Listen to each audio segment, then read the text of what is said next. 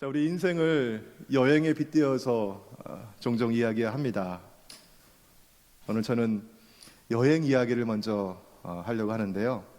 제가 유학생 시절에 가족이 함께 지내다가 제 아내가 아이 둘을 데리고 먼저 한국에 들어갔어요. 애들하고 떨어져 지내니까 너무 보고 싶고 그리움이 굉장히 컸습니다. 저는 어렸을 때 제 아버지가 중동의 근로자로 나가셔서 몇 년간 가족이 떨어져 지냈던 경험이 있어요. 그래서 어렸을 때 제가 커서 가정을 이루면 웬만해서는 좀 어려워도 힘들어도 가족이 함께 지내야겠다, 그런 바람을 가졌었습니다. 근데 아이들이 너무나 보고 싶었어요. 방학을 하기만 손꼽아 기다렸습니다. 드디어 방학이 됐어요. 한 걸음에 달려가고 싶지만 한국과 미국이 얼마나 멀어요. 비행기를 타고 가야 되는데 그때 주머니 사정이 넉넉하지 못했어요. 마침 몇 해 한국과 미국을 왔다 갔다 하고 또 제가 그 전에 여행했던 마일리지가 좀 모아진 게 있어가지고 마일리지로 항공편을 예약을 했습니다. 근데 직항으로 바로 가는 건 없었고요. 한국에 들어갈 때에는 경유편을 이용을 했어요. 제가 시카고에 있었는데 시카고에서 디트로이트, 디트로이트에서 도쿄, 도쿄에서 인천. 비행기를 환승하면서 기다리는 시간이 있었고 또 인천공항에 내려가지고 제 처가 강원도 원주예요. 또 3시간 버스를 타고 가야 되는데 한번 시간을 세어보니까 꼬박 하루가 넘는 24시간이 넘는 긴 여행이었습니다. 몸이 얼마나 지쳤어요. 또 유학생이 가난하다고 돈 좀 아껴보려고 저희 나리타 공항 경유를 했는데 거기 라면집 맛있는 집이 있거든요. 근데 그 라면 한 그릇 뭐 10불 20불 하는 거 그거 아까워가지고 침만 꿀꺽 삼키고 지나갔어요 그냥. 그리고 집에 도착을 해가지고 이제 아내와 아이들을 얼싸안는데 그 모든 피로가 싹 가시면서 행복감이 밀려옵니다. 뭐 진수성찬 차려있지 않았어요. 그냥 따뜻한 밥에 김치 하나 얹어서 라면 끓여 먹어도요 그게 꿀맛이더라고요. 제가 하는 말이 와, 여기가 천국이로구나. 사랑하는 가족이 있으니까 좋았어요. 그렇게 행복하게 좋은 시간을 보내고 또 미국에 다시 돌아오는데요. 직항을 타고 왔어요. 그때는요. 근데 너무 피곤해요. 발걸음이 잘 무거워서 안 옮겨져요. 비즈니스를 혹시 탔더라도 퍼스트 클래스를 탔더라도 몸이 피곤했을 것 같습니다. 여러분, 우리 여행의 목적지가 어디냐에 따라서 여행이 달라집니다. 제가 또 한때는요, 몇 년 전의 이야기입니다. 저 캐나다 토론토에 말씀을 전하러 초대받아 간 적이 있거든요. 그런데 그 교회는 이렇게 어르신들이 많은 교회였어요. 젊은 집사님이 제 또래분이 계셨는데 그분이 공항 라이드도 오고 또 교회와 호텔을 라이드를 해주셨는데 비슷한 또래의 젊은 목사가 왔다고 너무 좋아하시는 거예요.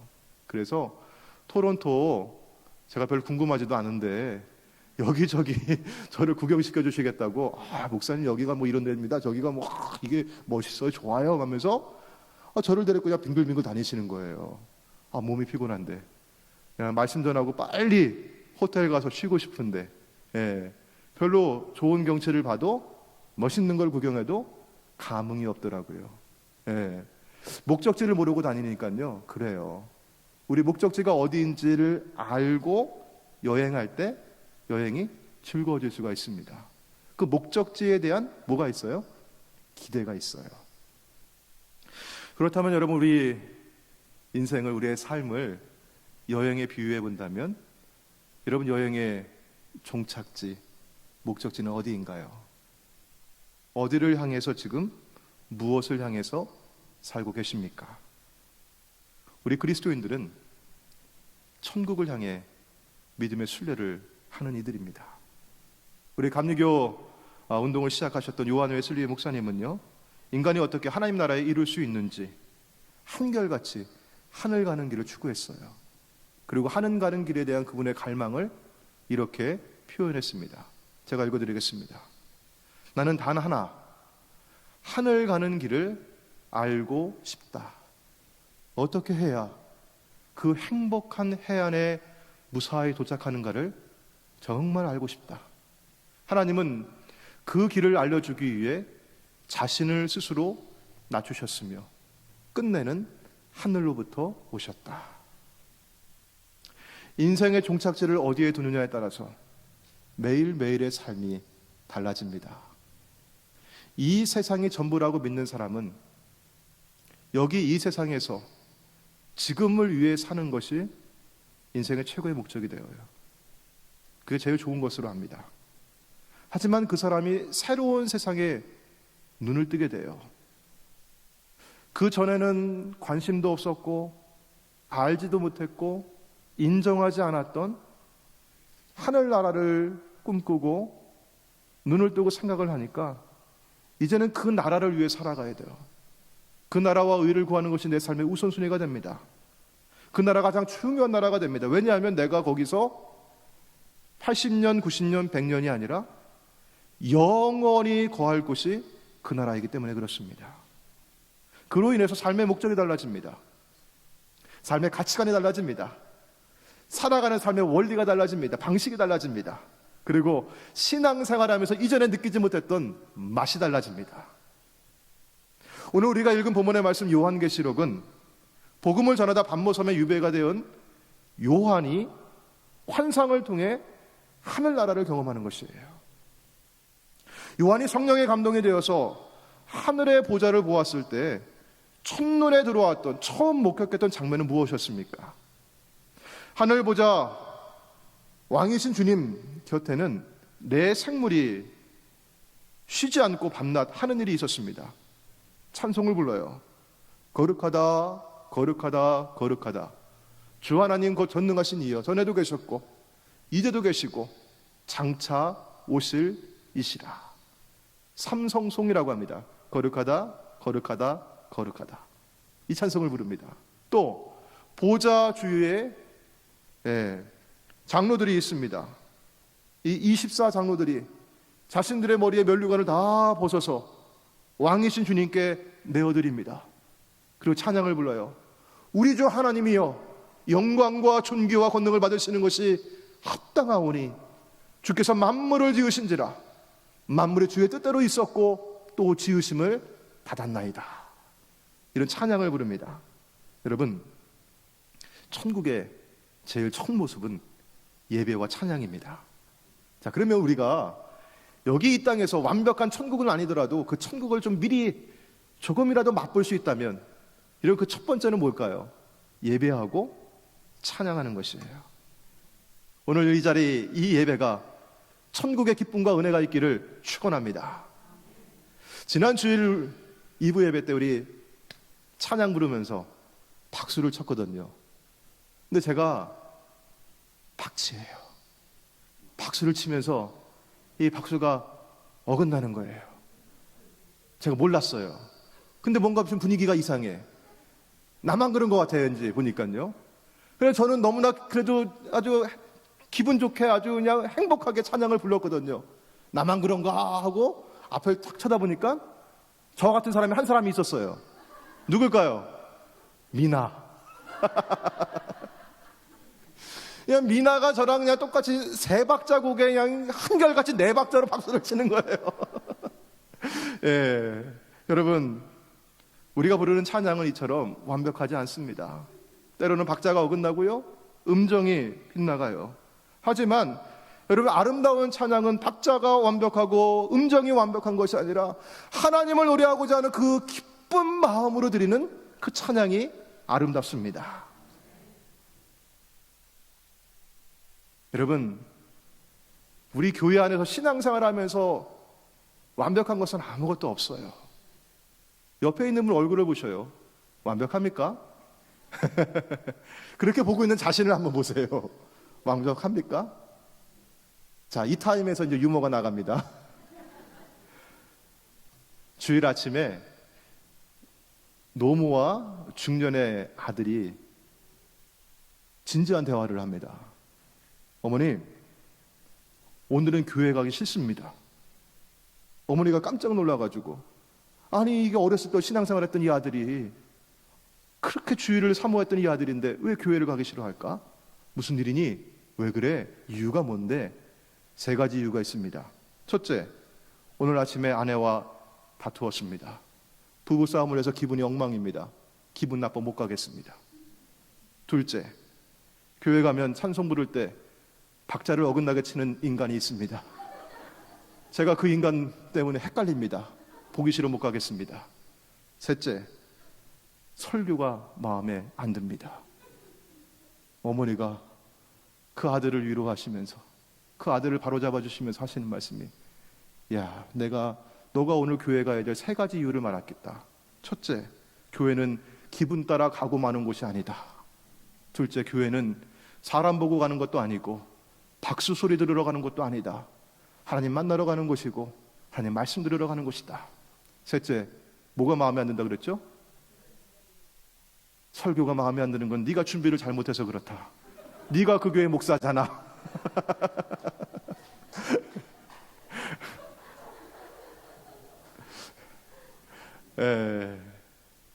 연습하신 보람이 있네요. 목사도 완벽하지 않습니다. 다 완벽하지 않아요. 비록 하늘나라에서처럼, 천국에서처럼 그런 완벽한 모습은 아니지만 우리는 여기 뭐 하러 왔어요? 예배하러 왔고 찬양하러 왔고 우리는 천국의 기쁨을 맛보고자 이 자리에 왔습니다. 고린도후서 12장에 보시면 바울이 다른 사람의 이야기를 하는 것처럼 그가 셋째 하늘에 이끌려 올라가서 본 것을 이야기해요. 그 당시 사람들의 우주관에 따르면 첫째 하늘은 우리가 보는 구름이 있고 해가 있고 달이 있는 우주입니다. 둘째 하늘은 영적인 하늘인데 이 사단이 지배하고 있어요. 세 번째 하늘은 사단도 통제하시는, 그 영적인 하늘도 통제하시는 하나님이 계신 곳 천국이에요. 이렇게 하늘이 있다고 보았어요. 셋째 하늘 어디에 올라간 겁니까? 천국에, 낙원에 이끌려 올라갔습니다. 그리고 바울이 뭐라고 얘기해요? 내가 사람이 능히 말로 표현할 수 없는 말을 들었다. 어떻게 거기서 들은 그 말씀을 사람의 언어를 가지고는 어떻게 표현할 수가 없어요. 그러면 여러분, 지금 요한이 환상 중에 봤던 그 하늘 보자 천국의 모습은 사람이 말로 표현할 수 있겠습니까? 말로 표현할 수가 없어요. 그러니까 이 요한이 이걸 기록하라고 했는데, 네가 본 것을 기록하려고 하는데 이걸 어떻게 기록할까? 사람들이 들으면 그래도 알아들을 수 있는 거, 이미 알고 있는 거, 거기에 빗대어서 설명할 수밖에 없는 거예요. 마치 이런 것 같아요. 옛날 사람이 어떻게 우연히 타임머신을 타게 됐어요. 그리고 미래 세계를 가가지고 미래 세계를 경험합니다. 그리고 그가 다시 과거로 돌아갔어요. 그러면 놀라운 경험을 하고 가가지고 어떻게 해요? 그거 자꾸 얘기하고 싶잖아요. 그걸 말하고 싶잖아요. 근데 사람들이 그거 얘기하면 몰라. 손에 들고 다니면서 뭘 본다는데 그게 뭔지를 어떻게 알아요, 그게. 그렇죠? 옛날 사람이. 그러니까 뭐예요? 과거 사람들이 이미 가지고 있는 것, 알고 있는 것에 빗대어 설명할 수밖에 없어요. 자, 그 사람이 조선에서 타임머신을 타고 2020년 대한민국에 왔어요. 그 사람이 비행기를 타고 여기 텍사스 달라스에 왔어요. 그 사람이 공항에서 자동차를 타고 여기 웨슬리 교에 오셨어요. 왔어요. 그리고 나서 이 사람이 다시 조선시대로 돌아갔습니다. 그 얘기를 하는 거예요. 뭐라고 얘기했을까요? 글쎄 내가 새를 탔어. 큰 새를 타고 하늘을 날아가는데 나 혼자 탄 게 아니야. 그 새를 속을 긁어가지고 300명이 거기 들어가. 어떤 사람은 누워서 가더라, 편하게. 어떤 사람은 앉아서 가, 거기에. 그리고 날아가는데 구름 위에 큰 높은 것을 13시간을 날아가더라. 그 거리가 얼마큼이냐면 우리가 걸어서 가면은 몇 년을 걸어가도 못 가. 거기는 굉장히 먼 곳이야. 거기 어딘데? 아메리카. 그래서 내가 거기 내려가지고 달구지를 타고 가는데 이 달구지가 보니까 앞에 소가 없어. 끄는 말이 없어. 지가 저절로 가. 뭐라 그래요? 사람들이 그거를 자동차, 오로모빌이래 그게. 예? 저절로 간다는 얘기예요. 그렇게 얘기하는 거예요. 뭐에 비교합니까? 큰 새, 달구지에 빗대어서 얘기할 수밖에 없는 거죠.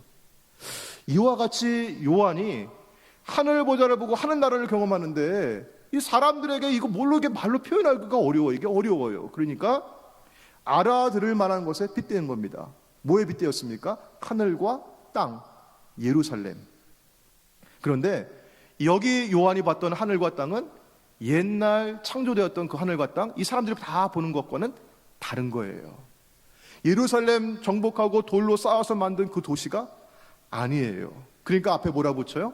새 하늘과 새 땅, 새 예루살렘이 하늘에서 내려온다. 그렇게 이야기한 겁니다. 자, 여러분, 사람에게는 누구나 다 새 것에 대한 욕구가 있어요. 새 신발 신고 새 옷을 입은 기분이 좋아져요. 자랑하고 싶어요. 새 자동차를 뽑으면 좋아요. 새 집에 들어가면 어우, 새 집 냄새가 나네. 좋다. 그래요? 새 것에 대한 욕구는요, 여러분 왜 그렇습니까? 제가 이거 곰곰이 생각해 보니까 변화에 대한 욕망이에요. 변화하고 싶어요. 더 나아지고 싶어요, 사람은요. 그런데 진정한 변화는 여러분 어디에서 이루어지는 겁니까? 내 안에서 이루어져야 되거든요. 내 안에 달라져야 되는데 거기에 관심 쓰기보다는 그것이 힘드니까 어려우니까 자꾸 내 바깥에서 변화를 찾으려고 해요. 물건이 새 것이 되면, 물건이 달라지면 내가 업그레이드 된다고 생각을 해요. 기분이 좋아진다고 여겨요. 물건에서 점점 뭘 바꿉니까? 사람을 바꿔요. 친구를 바꾸면 내가 좋아진다고 여겨요. 파트너를 바꾸면, 아내를 바꾸고 남편을 바꾸면 내가 행복해질 거라고 여겨요. 그렇지 않습니다. 직장을 바꾸면 더 부자가 될 거라고 여겨요. 교회를 바꾸면 신앙생활 더 잘할 거라고 여깁니다. 그렇지 않습니다. 내가 달라져야 돼요. 내 안에서. 그게 여러분 뭡니까? 예수님 말씀하신 거잖아요. 누구든지 그리스도 안에 있으면 새로운 피조물이라. 내 안에 주님이 오셔야 됩니다. 성경의 지혜자는 분명히 말했어요. 해 아래 새 것은 없다.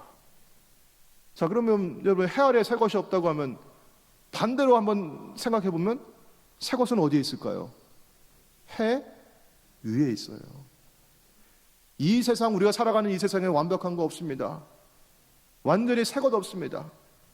새 것이라고 얘기해도 다 옛 것이에요. 하늘 위에, 해 위에 하늘나라 가야 천국에 새 것이 있고 완벽한 것이 있습니다. 하늘나라의 새 것의 특징은요, 거룩함이에요. 거룩함. 그래서 예루살렘과 바벨론을 서로 대조하는데 바벨론은 그 앞에다가 뭐라고 붙입니까? 큰 성 바벨론, 큰 음녀 바벨론. 바벨론의 특징은 큰 거예요. 이 세상의 특징은 큰 거, 많은 거, 높은 겁니다. 그런데 새 예루살렘의 특징은 거룩한 성, 새 예루살렘, 거룩함이에요.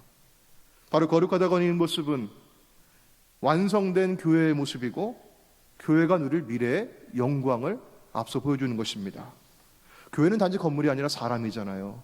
그래서 오늘 요한계시록의 말씀 가운데도 교회를 신부에 비유했습니다. 성령이 천사를 시켜서 요한에게 어린 양의 아내의 신부를 보여주겠다고 하고 높은 산으로 데려갑니다. 그리고 내려오는 게 뭐예요? 거룩한 성, 새 예루살렘이에요. 이게 거룩한 신부입니다. 거룩한 신부는 오직 그리스도를 위해서 순결하게 구별된 성도입니다. 거룩하다고 하는 것은 구별되었다고 하는 것이에요. 성도는 제가 하는 말이 아닙니다. 오늘 책에서 읽었습니다. 제가 멋있어서 제가 인용을 해요. 하늘을 보고 땅을 걷는 사람들입니다. 이 땅에 발붙이고 살아가고 있지만 우리는 어디를 바라보고 살아요? 하늘 보고 살아요. 하늘의 가치관을 품고 하늘의 원리를 따라 하늘의 방식을 가지고 하늘을 사모하고 하늘을 기대하며 살아갑니다. 구별된 사람들이에요. 세상 사람들 다 그렇게 살아간다 할지라도 우리는 하늘을 보며 하늘의 가치관을 가지고 살아갑니다. 거룩하다고는 의미예요. 자, 천국은 어떤 곳입니까? 하늘나라는 하나님의 임재가 완전하게 이루어지는 곳입니다. 자, 오늘 3절 말씀 같이 볼게요. 3절 말씀. 보라, 하나님의 장막이 사람들과 함께 있음에 하나님이 그들과 함께 계시리니 그들은 하나님의 백성이 되고 하나님은 친히 그들과 함께 계셔서. 하나님이 임재하시고 하나님이 우리와 하나가 되고 연합한다고 하는 것이 부분적으로 희미하게 이루어지는 게 아니라 완전하게 완벽하게 이루어지는 것이 천국입니다.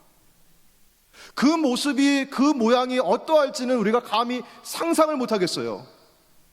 요한도 그것을 보고 말로 다 표현할 수가 없었습니다. 그게 완벽한 모습이에요. 자, 두 번째로 4절 말씀 보도록 할게요. 모든 눈물을 그 눈에서 닦아주시니 다시는 사망이 없고 애통하는 것이나 곡하는 것이나 아픈 것이 다시 있지 아니하리니 처음 것들이 다 지나갔음이로라. 세상을 살면서 눈물이 없는 인생이 어디 있겠습니까? 슬픔이 없는 삶이 어디 있겠습니까? 애통함과 곡함이 없는 삶이 어디 있겠어요? 아픈 것을 피할 수가 없습니다. 누구나 다 문제를 안고 살아가고 고통을 안고 살아가면서 눈물 짓고 한숨 짓고 살아가는 것이 이 세상의 삶입니다. 그런데 주님께서 그 눈물을 닦아주십니다. 더 이상 눈물을 흘리며 아파할 그 모든 문제들을, 모든 슬픔과 고통의 문제들을 주님이 제거해 주십니다. 여러분, 이런 곳이 있는데 우리 어떻게 해야 할까요? 예전에 한국에 떠나면서 이민을 하셨던 분들은 한국이 너무 가난하고 살기가 어려우니까 뭘 찾아왔습니까? 아메리칸 드림, 꿈의 나라예요. 여기 미국은요. 어떤 사람은 캐나다와 미국, 호주와 뉴질랜드 이런 데를 두고 지상 낙원이다 그렇게 부르기도 합니다. 근데 요즘 우리가 코로나 팬데믹을 지내면서요, 미국의 민낯을 봅니다. 이 의료 시스템의 취약한 모습을 보고 인종 간의 갈등의 그 모습을 보게 됩니다. 한국의 뉴스를 보니까 방역을 너무 잘하고 있다고 그래요. 의료 시스템이 잘 갖추어져 있고 성숙한 시민의식을 보여주고 있어요. 은퇴하면 한국으로 돌아가겠다 그렇게 얘기하시는 역이민자들이 늘고 있다고 합니다. 여러분, 만약 어떤 나라가 있는데 그 나라에 가게 되면 모든 눈물이 다 사라져요. 슬픔이 없어요. 몸이 아파할 그럴 질병이 없어요. 피부색이 다르다는 것 때문에 차별이 없어요. 가난해서 무시받지를 않아요. 누구나 다 존경받고 사랑받고 심지어 죽음도 없는 곳이라고 한다면 여러분 어떻게 하시겠어요? 짐 싸들고 이민 가지 않겠습니까? 그런 곳이 있다고 한다면 그런 곳이 어디입니까? 내가 거기 가겠습니다. 재산을 다 처분해서라도 가고 싶지 않겠습니까? 이 땅에서는 그런 곳이 없습니다. 천국이 그런 곳입니다. 사랑하는 여러분, 천국이 우리 인생의 마지막 목적지라고 한다면 더 이상 눈물이 없고 슬픔이 없고 질병도 없고 사망도 없고 천국이 우리의 목적지라고 한다면 여러분, 그 길 가는데 힘들고 어렵다고 먼 길이라고 그만 포기하시겠습니까? 그만두시겠습니까? 24시간이 넘는 긴 여행을 하면서도 사랑하는 가족을 보고 싶어서 참고 그 길을 가는 것이 사람입니다. 목적지를 내가 알면 그 목적지에 대한 기대를 가지고 힘들어도 가는 것이 여행입니다. 사랑하는 여러분, 천국 소망 가지시고 이 땅에 살면서 여전히 힘들고 어려운 일이 있다 할지라도 여러분, 천국을 기대하시면서 이 믿음의 길 포기하지 마시길 바랍니다. 끝까지 우리 함께 걸어가기를 원합니다. 하나님께서 요한에게 이 환상을 보여주시면서 이걸 기록하라고 하신 이유가 있어요. 그 당시 그리스도인들은 로마 제국이라고 하는 그 거대한 반기독교 시스템에 박해를 받았습니다. 예수 믿는다고 하는 그 이유 때문에 끌려가가지고요, 그들의 유흥거리가 됩니다. 원형교기장에 집어넣고 굶주린 사자를 거기에 집어넣습니다. 직업을 가질 수가 없어요. 교육의 기회가 박탈이 됩니다. 붙잡혀가서 죽음을 당합니다. 그 바퀴를 피해서 많은 그리스도인들이 지하 동굴에 숨어 들어갑니다. 카타콤이에요. 그게 빛을 보지 못한 채 참비신 예수 그리스도를 향하여 믿음의 정도를 지켜나갑니다. 그런데 그런 생활이 오래되다 보니 힘들고 아프고 고생하니까 하나 둘 낙심하는 성도들이 생겨나가요. 낙담을 합니다. 신음을 합니다. 그때 하나님께서는 요한에게 이 환상을 보여주시면서 성도들을 위로하고 그들의 영혼을 회복시켜 주십니다. 여러분, 저는 신앙생활 하면서요, 두 가지가 꼭 있어야 한다고 봅니다. 첫째는 나를 구원하신 십자가에 부어주신 예수의 그 사랑에 대한 감격입니다. 여러분, 이 사랑에 대한 감격이 없이, 이 기쁨이 없이 어떻게 우리의 신앙생활을 할 수 있겠어요? 두 번째는요, 천국 소망입니다. 내가 가는 곳이 어디인지, 천국이 어떠한 곳인지 그걸 알아야 기대하고 갈 수 있지 않겠습니까? 비전이 없는 인생은 여러분 전진이 없습니다. 하나님께서는 우리에게 이 천국 비전, 이 소망을 주시면서 오늘 여기 신앙생활하면서 힘들고 어려운 일 많이 있지만 견디며 나갈 수 있도록 그렇게 힘을 주시고 위로하시며 함께 하십니다. 여러분, 그러면 이 천국에 들어갈 사람은 누구일까요? 오늘 7절 말씀 보세요. 이기는 자입니다. 여러분, 이긴다고 하는 것은, 승리한다고 하는 것은 싸운다는 걸 전제하고 있어요. 전쟁에서 이겨야 하는 것입니다. 그 앞에 두려워하는 사람들, 믿지 못하는 사람들은 천국에 들어갈 수가 없어요. 사랑하는 여러분, 당신의 인생 여행은 어디로 가고 있습니까? 하늘나라의 비전을 보고 있습니까? 그곳에 들어가기 위해서 지금 여기서 영적 전투를 치를 준비가 되어 있습니까? 지금 여기 교회는 완벽한 곳이 아닙니다. 여기가 천국은 아닙니다. 하지만 천국을 미리 맛보아 천국 생활을 연습할 수 있는 곳이고, 천국 가는 여정을 준비하면서 함께 길을 걷는 공동체입니다. 이 여행은 마냥 쉽고 편안하지만은 않습니다. 분명히 힘들고 어려운 일이 있어요. 왜냐?